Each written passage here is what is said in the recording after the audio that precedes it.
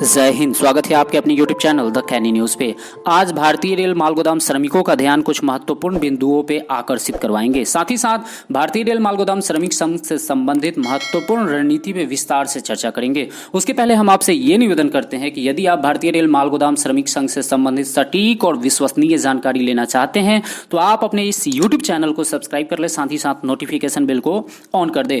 मेरा वीडियो पसंद आता है तो लाइक कीजिए, अपने दोस्तों के बीच शेयर कीजिए और भारतीय रेल मालगोदाम श्रमिक संघ से संबंधित महत्वपूर्ण वीडियो देखने के लिए डिस्क्रिप्शन में विजिट करें, आई बटन का यूज करें।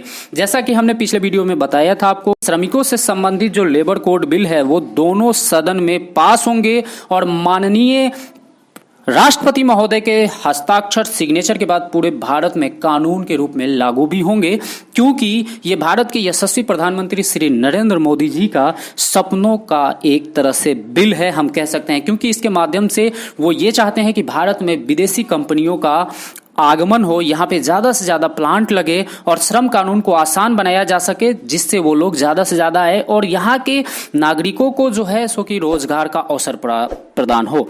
अब हम बात कर रहे हैं कि दोनों सदन में जब लेबर कोड बिल पास हो गया तो बहुत जल्द कानून भी बन जाएगा। इसी को बधाई देने के लिए माननीय सांसद श्री जगदम्बिका पाल महोदय जी के नेतृत्व में आपके भारतीय रेल मालगोदाम श्रमिक संघ के राष्ट्रीय प्रभारी मनोरंजन कुमार जी और साथ ही साथ कुछ अन्य सदस्य माननीय श्रम मंत्री श्री संतोष गंगवार जी के साथ सप्रेम भेंट किए एवं माननीय मंत्री महोदय जी को मजदूरों से संबंधित लेबर कोड बिल पास करने के लिए धन्यवाद सह आभार प्रकट किया। अब हम बात कर रहे हैं रेलवे मालगोदाम श्रमिकों को रेलवे के द्वारा सही वेतनमान एवं सारी सुविधाएं उपलब्ध करवाने हेतु अति शीघ्र श्रम मंत्रालय, रेल मंत्रालय एवं भारतीय रेल मालगोदाम श्रमिक संघ के पदाधिकारीगण का त्रिपक्षीय बैठक करवाने के लिए माननीय श्रम मंत्रालय को लिखित में आवेदन किया गया।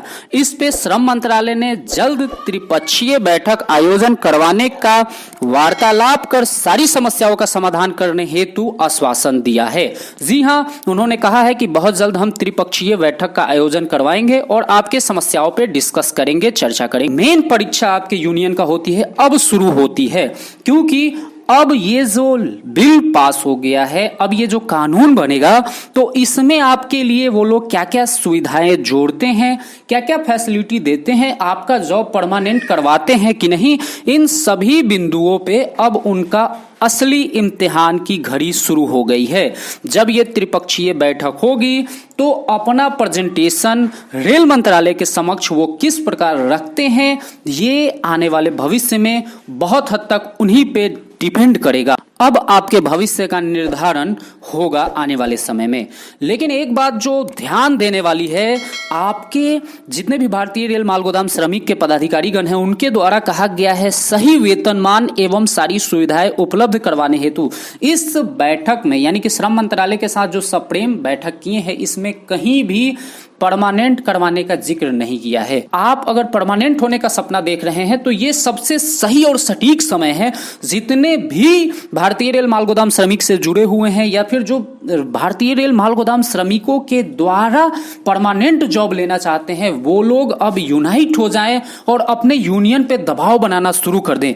जितना अधिक आप दबाव बनाइएगा तभी जाके ये आपके जो नेतागण है वो रेल मंत्रालय के समक्ष परमानेंट का बात रखेंगे या आपके समस्याओं को रखेंगे और परमानेंट पे जोर देंगे। अभी मेन समय है, आप लोग यूनाइट हो जाइए। हम ये कह सकते हैं कि आप उनके चैन को छीन लीजिए, बेचैन कर दीजिए फोन करके मिलके, और प्रेशर इतना बनाइए ताकि वो आपका मुद्दा सही से उठा सके रेल मंत्रालय के समक्ष। अभी आप उनको बेचैन नहीं कीजिएगा तो जीवन भर आप बेचैन रहिएगा। इसलिए हम आपको ये कह रहे हैं कि आप लोग प्रेशर बनाइए ताकि आपको ज्यादा से ज्यादा सुविधा मिल सके। और एक बात जो परमानेंट की बात है, अभी तक हम द्विधा में ही है, क्योंकि आपके जो नेतागण हैं वो भी इस बात को क्लियर नहीं कर रहे हैं कि आपकी सुविधाओं के लिए लड़ रहे हैं या आपके परमानेंट के लिए लड़ रहे हैं।